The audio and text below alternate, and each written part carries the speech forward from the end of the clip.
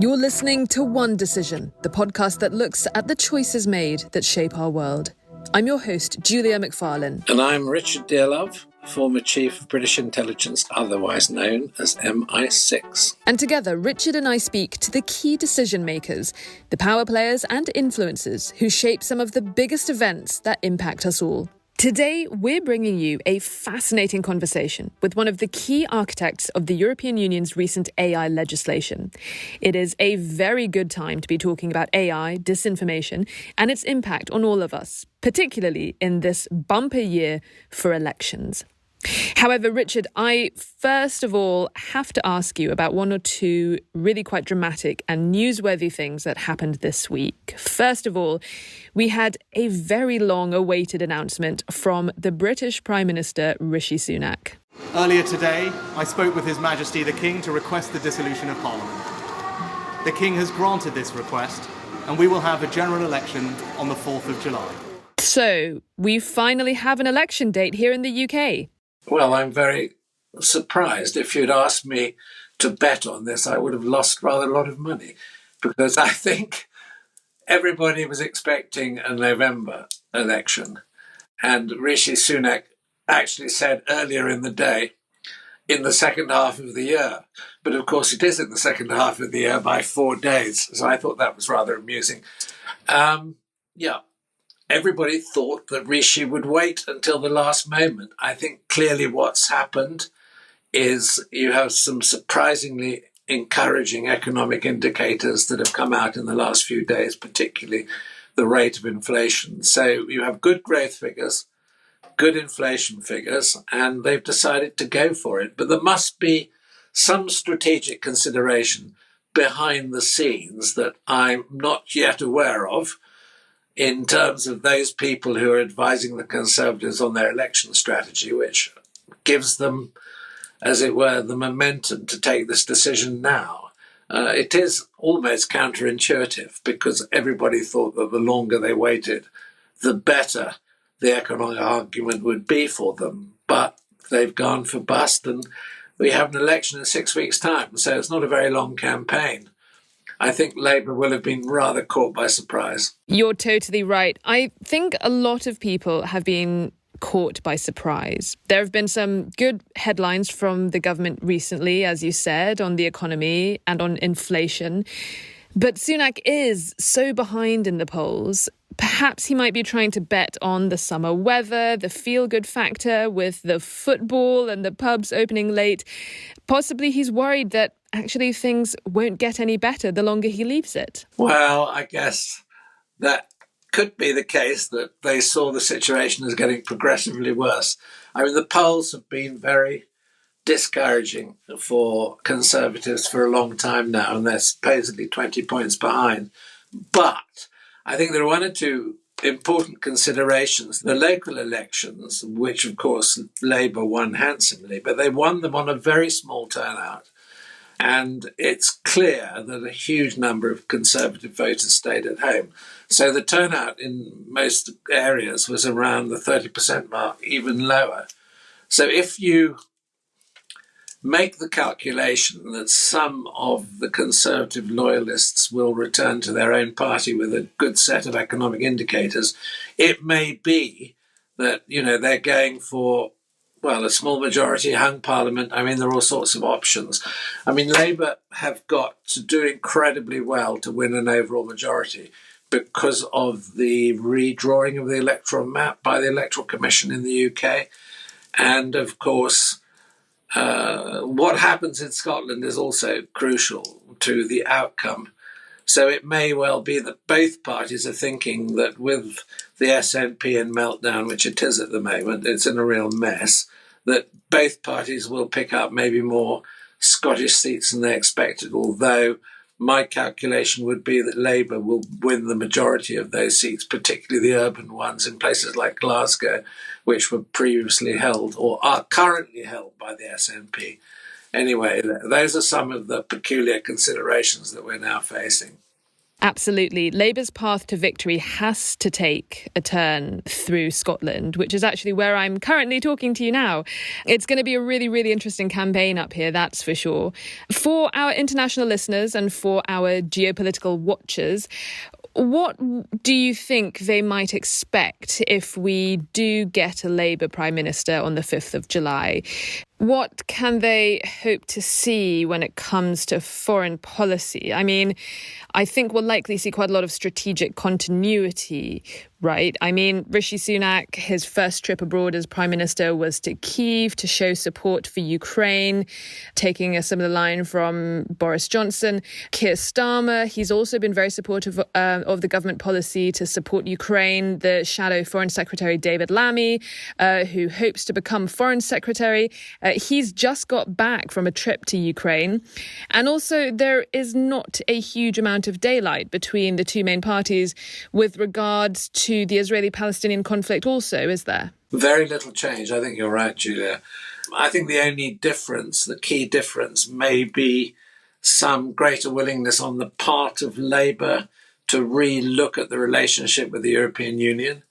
And so the immediate impact might be on the Northern Irish issue, how that relates to Brexit, and also, what the detail of the agreement with Brussels. But I was listening to an interview this morning where you had I can't remember which, a senior shadow cabinet minister saying that they would, look at some aspects of the agreement, but they were not going to go back into the single market. So even in that area, I think it'll be subtle changes of detail. The other issue, of course, is migration. They've said that they will repeal the bill that allows the government to send illegal migrants to Rwanda. And they're talking about more European coordination to stop the small boats crossing. But there's so much work already been done with the Europeans on small boat crossings on the Channel that I can't see that that's going to be really, the rhetoric may be different, the policy is probably exactly the same. And before we move on to our main interview for this episode, Richard, I do have to ask you about some other stunning news we had this week, which came out of Iran a few days ago, which was that the president, Raisi, and his foreign minister, Amr Abdullahian, were suddenly killed in a helicopter crash after a trip to Azerbaijan. What was your reaction to that shocking news, Richard? Well, similarly, huge surprise. But it's clear that the evidence points to this being a genuine accident, not something more sinister. They were flying in an American-manufactured Bell helicopter, which is 50 years old. If you look at its license number, I think it's actually 54 years old.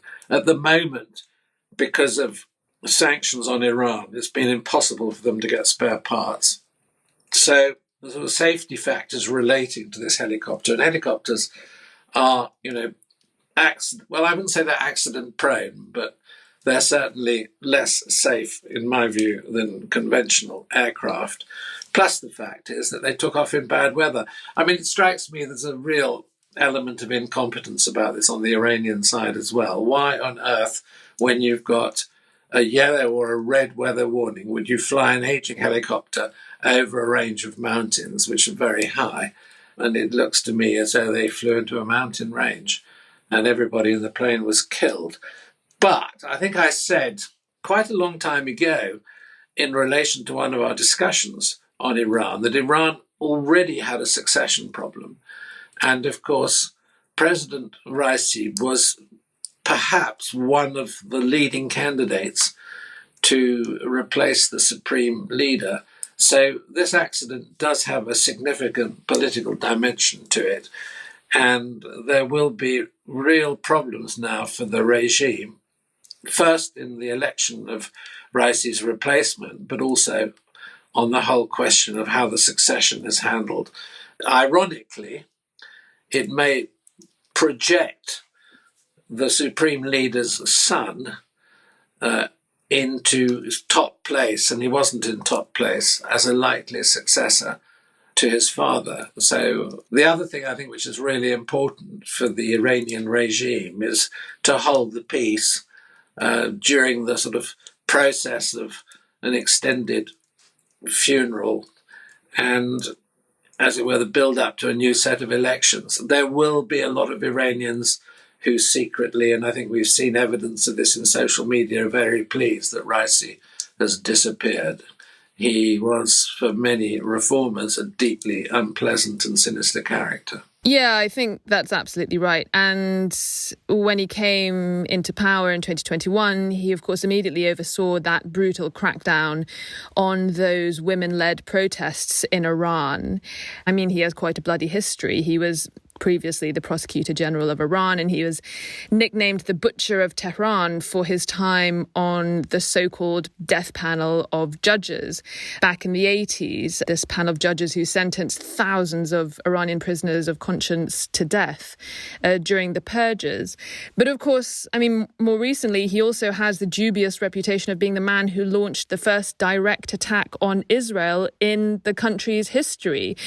And so, with him now out of the picture, what direction do you think Iran will go to now? They're obviously going to have elections in a month from now, not exactly the most free or fair elections, but what do you think the new strategy will be from the supreme leader, from the leadership, from the clerics?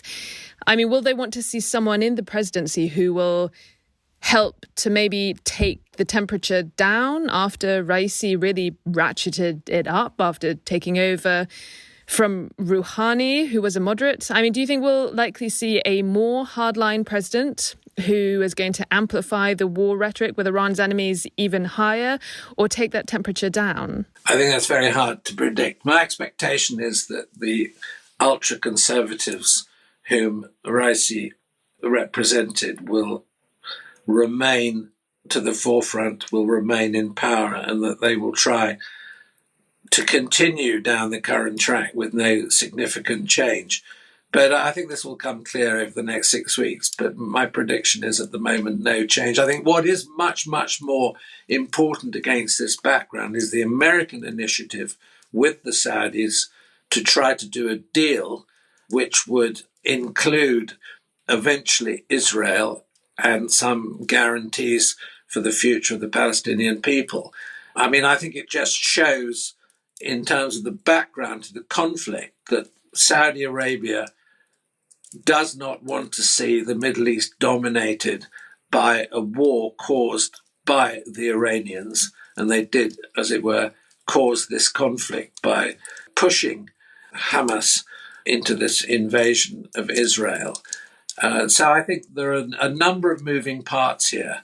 But the most important initiative at the moment is not actually what's going to be happening in Iran. It's whether the Americans can come to some agreement with the Saudis, and whether the Saudis themselves become, as it were, a nodal point for, let's say, a restructuring of the Middle East around a relationship between Israel and Saudi Arabia. It may sound extraordinary, but I think that is the picture that we're possibly looking at. It may not be possible to put this agreement together, but it's very interesting that it's in prospect. It's a topic that deserves its own discussion around it, that's for sure.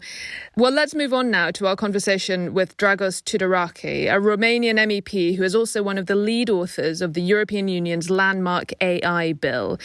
He's the EU's chair of the Special Committee on AI and really is one of the best voices we could hear from when it comes to global governance on tackling this hugely thorny, complicated and complex issue that is increasingly going to be a massive part of all of our lives. Well, one of the reasons that I jumped in this wagon in the first place was because I was concerned by both, let's call them the smaller risks, the day-to-day risks, as well as the bigger ones, or what many call the existential threats. And I don't think that focusing either on one or the other, or having some sort of a binary approach to it, is the right way of looking at it. Because I think AI poses, apart from having huge potential in bringing evident benefits to us all and to many sectors of human activity, social and economical, it does come with some unique challenges, which I think, first of all, have to be recognized. And if you recognize them, then you have a choice. And I think this is ultimately where it boils down in terms of the different schools of thought. It boils down to whether you think that those challenges, those risks are better left to the companies developing or deploying AI to deal with, depending on their own set of codes and of conduct or internal constitutions or whatnot, or whether you think as policymaker that you have a responsibility to bring in some clear guardrails to mitigate those risks. And we as a jurisdiction of the European Union have made this latter choice, where we believe that just voluntary commitments or general principles would not suffice, whereas other jurisdictions believe that those general principles and voluntary commitments are enough. I'm not judging. I'm just saying that, again, these risks, both the big and the small, have to be mitigated for the benefit of us, individuals, and society at large. Right. I mean, you're essentially talking about the Biden administration's executive orders when you talk about other jurisdictions. Not only, but it is largely, there are basically two big regimes now. There's the Biden executive order and there's the EU AI Act. And you said things like, general principles, voluntary commitments don't go far enough. What the EU has done is it's tried to carry out a sort of a risk-based approach to how to regulate AI. I do want to ask about the differences between the American approach and the European approach. I heard on a podcast that you did recently when you were talking about why the EU has gone through the risk-based approach, and you said that looking at the tech, trying to regulate the tech itself would not be the right way to do this. Therefore, what the EU has decided to do is look at the uses of technology and asked itself, what are those uses that actually bring about risk and bring harms to our values, to democracy and society and things like that. Whereas what the Americans have tried, rather than going on the end use of the product, what the end impact can be, it's tried to start at the other end of the chain and say that we want to determine the principles by which AI is developed. Are you running the risk that things like dual-use technologies, things that perhaps are not intended to cause risks, may inadvertently cause risks, given that this is such a rapidly developing thing? Well, I don't think so, because it also depends, and one has to look at the way you allocate and you deal with the issue of responsibility or liability along the value chains to determine ultimately who bears the responsibility for the actual use and the deployment of a particular application of AI, regardless of the intent to which it was developed in the first place. And I think that with the Act, we also deal with that particular aspect. There was an attempt or a thought initially on the Commission side that it will also come with a separate piece of regulation that would deal exclusively with the issue of liability. Somehow we ended up incorporating quite a lot in regulating the chain of liability also in the Act, and I think it's the right way to do it. And I wouldn't even say that this is fundamentally the difference between the US approach and the EU approach. I think what is essential to understand with the risk-based solution that we have chosen is that we literally looked and we tried to isolate what makes, in the use of this technology, what makes the most sense to handle from a responsibility point of view. And if you are the one developing it and then putting it on the market, then the responsibility is yours. If you develop an application but someone else takes it, trains it, directs it in a certain way for a certain purpose that becomes itself a high risk, then the responsibility moves over to you as the one adding that significant change to the application and then again deploying it, putting it on the market for a particular use. So, and in this way, at least we believe in the logic of the AI Act. In this way, we also make very clear who bears ultimately the responsibility for the product or the service going on the market that has an AI built into it. Dragos, can I sort of put to you a broader issue, which is, Brussels, the Commission, I would describe as having an obsession with regulation. I mean, it is probably one of the most regulatory bodies in every aspect of life, down to the noises that lawnmowers make and the shape of trucks. And of the cucumber. I'm not going to give the cucumber example.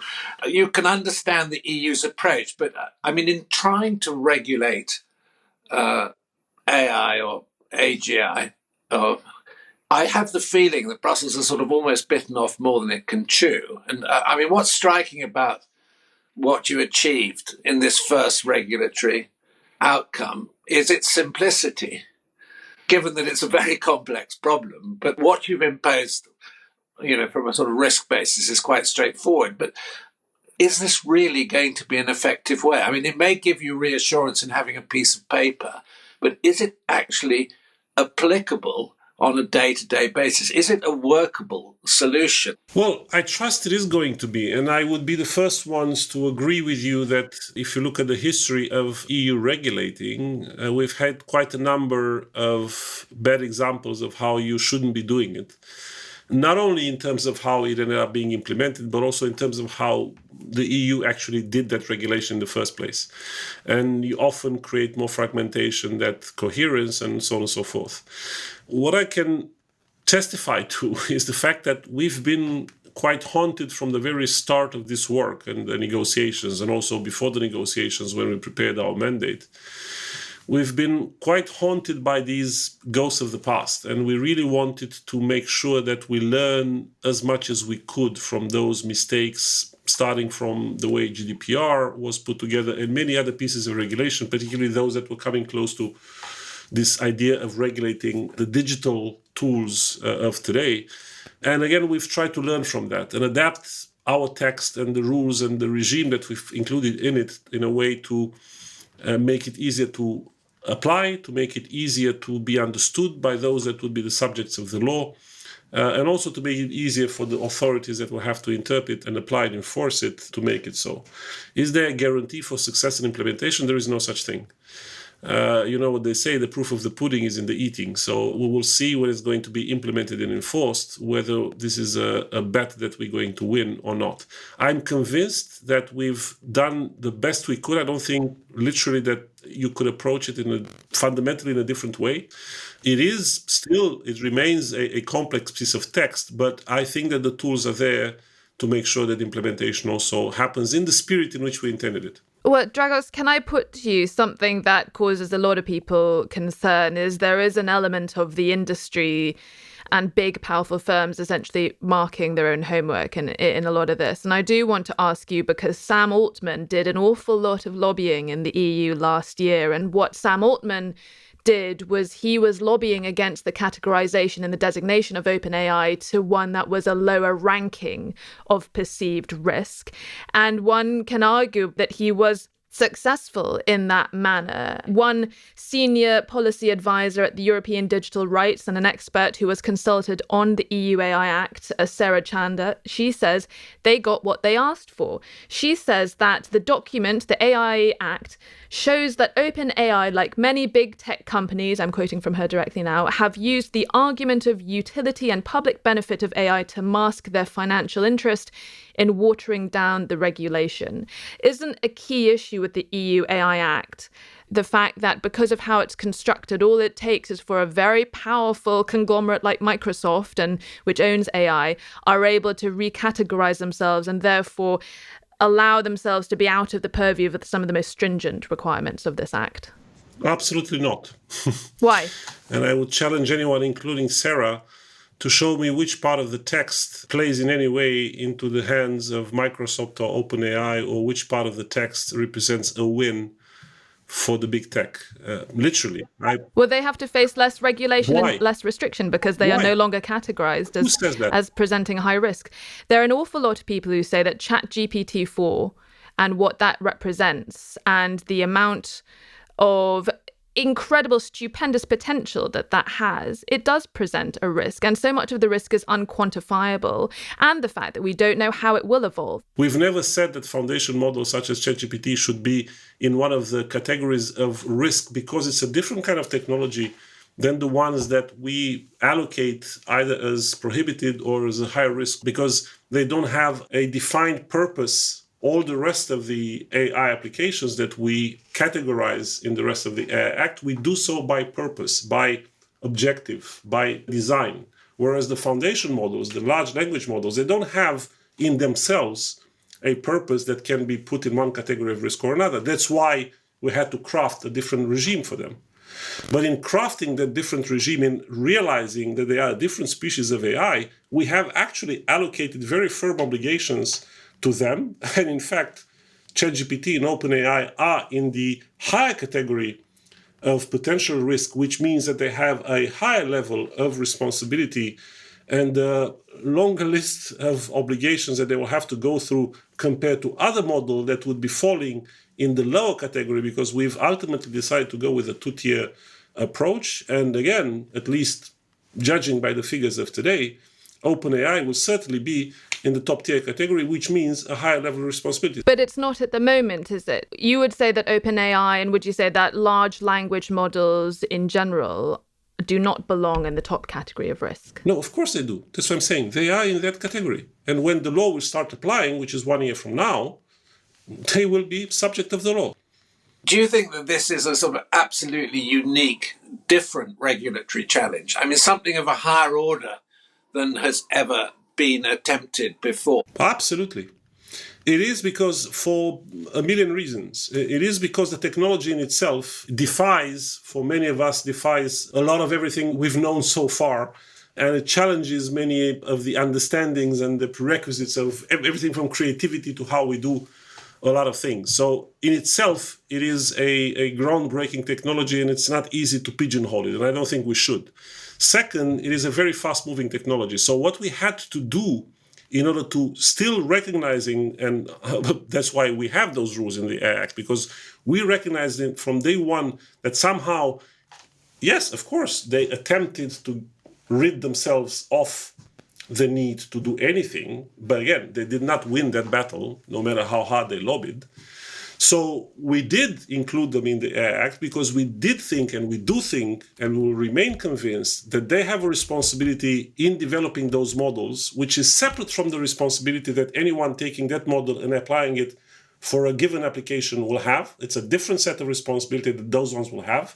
But the developers of these models, of these very powerful models, they have themselves a distinct set of rules, of obligations, of responsibilities. We've recognized those responsibilities. We've attached very clear obligations in the text to them. It's basically around transparency. It's about dealing with risks and having risk mitigation systems in place. It's about reporting incidents and having a mechanism to address those incidents. So it is what we thought is essential to happen for anyone developing and putting on the market a model of this magnitude that has so much versatility in it that can be replicated in a myriad of applications, and where any glitch, any hallucination, any problem in the underlying model would then cascade into problems and hallucinations in many other applications. And also because, again, based on the way these models work, the issue of transparency is also key. Starting from the issue of copyright, which, by the way, we also addressed in the AI Act. We addressed the responsibility for OpenAI and all those to actually be transparent about the copyrighted material used in the training of their algorithms. So again, there is quite a robust set of rules that we've included for the developers of the models, and I fail to understand how anyone would think that they were successful in their lobby. Can I just go back on OpenAI? I want to ask about a specific example. So Voice Engine, which is a product developed by OpenAI, it is a text-to-speech AI model that came out earlier this year. Now, this model uses text input and a 15-second audio sample to generate natural-sounding speech that resembles the original speaker. Deepfakes, essentially powered by OpenAI. However, OpenAI, Sam Altman's firm, announced they would not fully release Voice Engine because it is election year. There are lots of upcoming elections, and there is a potential misuse of the tool for misinformation purposes. So, given what you've just told us about how these different companies and the LLMs, how they should be treated slightly differently based on the risk of their use, tell me this, surely this kind of tech, this voice engine tech, surely this kind of tech falls into your banned products designation, manipulative AI, regardless of who is having an election soon or not. So on that basis, should Voice Engine never be released? Again, I'm not the regulator putting labels, and I don't want to put labels myself on these applications that are about to come on the market or not. But this is an example that tests your regulations. No, again, but I'm not the regulator that is going to put these labels and when they will go on the market. So I can't speak for the regulators themselves. I can tell you what my opinion right now is and how to understand the logic of the categorizations in the text. So from the little that I understand of this new model that OpenAI has announced, this still is a model. So in the definition of models versus systems and applications in the text, this is still a model. Now, depending on how powerful this model is, it would fall, and I don't know how powerful this model is, it will be either in the top tier or in the lower tier of the models. If it is a model that is on the top tier, then it is going to have the obligations that are specific there. It is in the lower tier, it's going to have to go through the obligations specific there. In any case, those obligations require transparency for the bottom tier and the top tier. That means that OpenAI will have to show us, or show the future regulator, how they trained the model, what data sets they used to train the model, so on and so forth, how they have designed and instructed the model to work, etc. So these are the obligations that are incumbent on everyone that develops and puts on the market any model, top tier or low tier. Now, some of these models, or some of these, again, I don't know the specifics about this OpenAI tool. Let's say that it is also something that falls under the category of chatbots or authors that are creating content that is artificial, that might also replicate either voice or image or text. And therefore, there are additional obligations for those that will be putting on the market these things, which is to label. So you have to label, to watermark, the content that is produced by these sort of systems as being generated by artificial intelligence. And this is a way of making sure that me as a customer, when I look at something that comes whether in the form of a voice or an image, from any of those tools that are developed, I know that I'm actually looking at myself or I'm looking at an AI-generated version of myself. So these are obligations that are specific to those that are falling in this category of chatbots or authors. And then if this particular model that OpenAI has developed is being taken by someone and being used for a specific purpose that is, for example, used to influence or manipulate elections, then you are coming under the high risk category.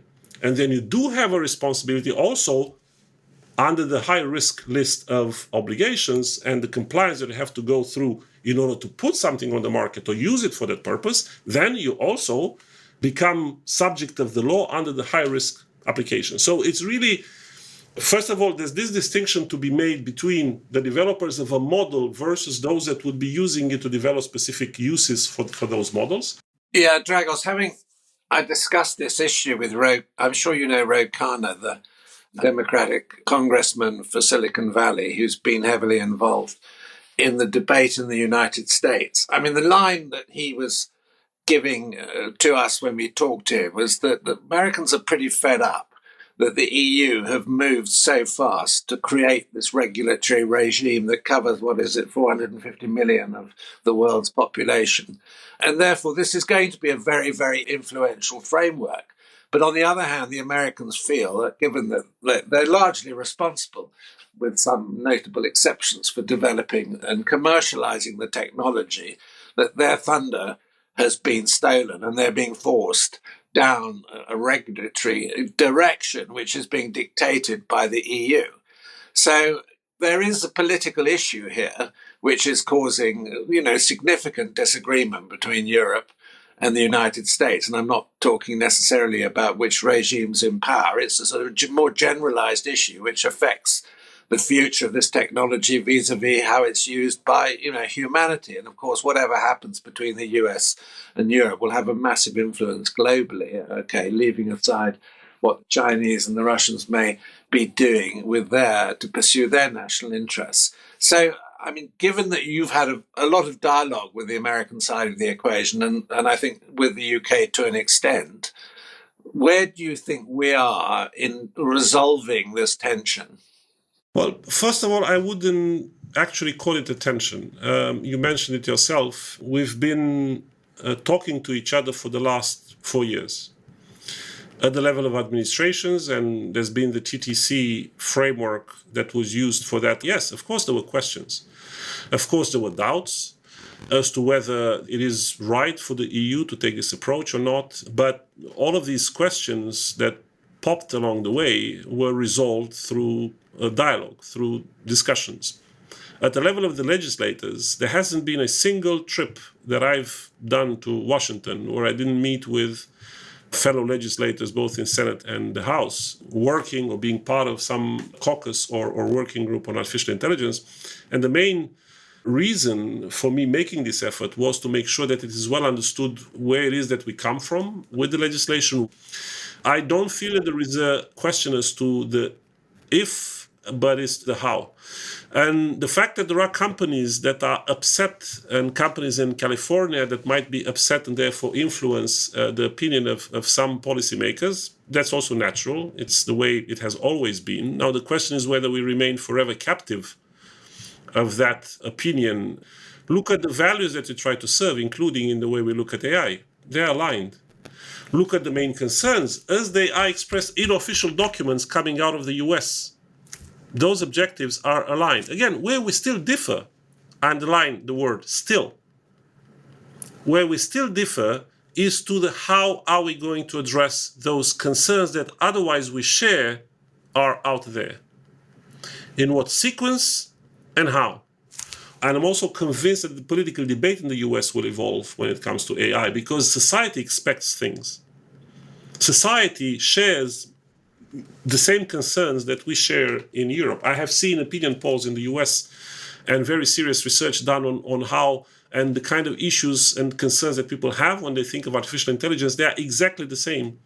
Why? Because we regard democracy and we have the same values. Again, I am convinced that working together with the US, remaining open to that cooperation, I'm convinced that that debate will also evolve in the US as well. Dragos, as a policymaker, you must have sat down with countless AI experts who've tried to tell you their concerns, not just the concerns of the populace, as you just mentioned. Can I just broaden things out slightly? Because I do want to ask you about Geoffrey Hinton's warning last year, where he talked about rapidly advancing AI technologies. He fears that they could gain the ability to outsmart humans in just a few years' time. And he said that when that happens, AI could evolve beyond humanity's ability to control it. And he gave an example. He said one of the ways in which these systems could escape control is by writing their own computer code to modify themselves.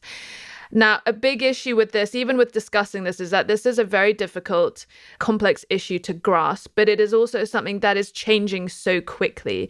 And people have referred to this as trying to put restrictions, regulations on a plane that's already in flight.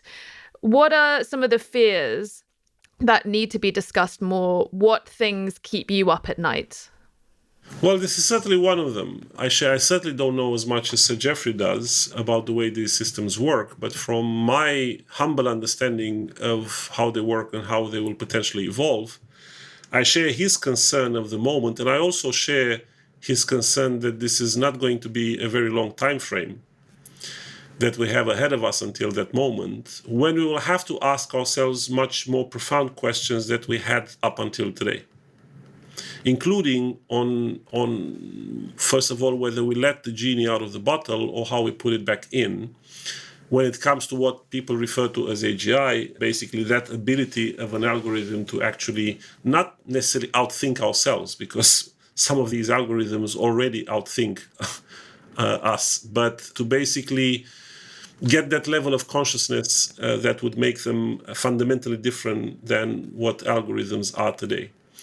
And that is or would be a groundbreaking moment, which will have, by that time, will have to have us all part of a framework where we can decide together, again, jurisdictions coming together, we have to decide what we do then. But does the regulation mean that we might potentially seed innovation that could help us dig ourselves out of this hole to malign actors like China, for example?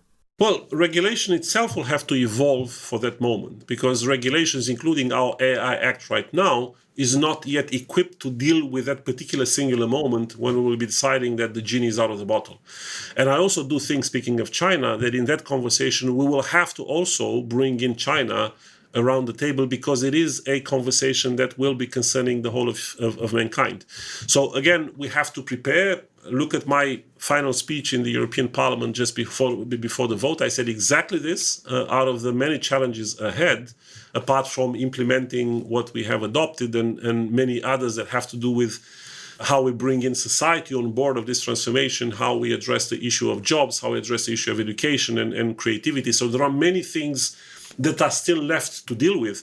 But the unique challenge that comes from that quantum leap that this technology, I'm convinced, will still to make, that moment will have to be accompanied by us being prepared to handle that very difficult philosophical question when that question will come. We will have to all be around the table. We do have a model. Okay, it's not directly relevant, but, the disarmament talks towards the end of the Cold War were, to deal with a technology which, could have destroyed the world. Many people make that association. My own view, and I'd like your opinion on this, is that this regulatory, you made the very clear point that we're not yet equipped on the regulatory side to deal with the final frontier or this fast advancing problem. But maybe this is where there is a technical as opposed to a legal regulatory solution which could be internationally agreed. What I mean by that is that, super advanced AI systems have to have certain algorithms written into them which limit the framework, limit the space within which they operate. Yes, and I do think that we need to start already yesterday to prepare for that moment. So I am, in a way, looking forward to the next important meetings that will be taking place, whether in the G7 framework as a follow-up to the AI Safety Summit of last year in London. There are two upcoming ones, one in South Korea that is more of a staging moment for the next one, which will be held in Paris, most likely in early 2025. Basically, we need to be using these upcoming moments to actually start asking ourselves that question and also prepare for that moment, if I understood your angle correctly, where we say, listen, this is technically a point beyond which we tell ourselves that we cannot allow the technology to pass. Not because it cannot, because the potential will still be there, but we decide collectively as mankind that we don't allow that potential to fully unravel because of the consequences of that unraveling. Consequences which either we find a way to confine to a controlled environment where it does its potential benefits for the good of all, but again, in a controlled environment where we can control the outcome, or because we fear the consequences to the point where we'll say, no, you cannot pass beyond that point. But a lot of experts think we are already at that point. Elon Musk is one of them. He signed that letter that said we need to have a moratorium of 6 months. And he was speaking about ChatGPT-4, about large language models. Yeah, but I think knowing Elon Musk, I think he was just trying to catch up. Because if we look at the current state of the technology, as astonishing as it is not there yet. It is not yet a human...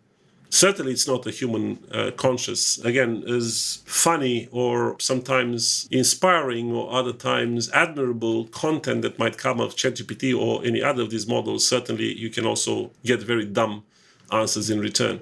All this to say that we have not yet reached that moment. But again, I think that the potential is there.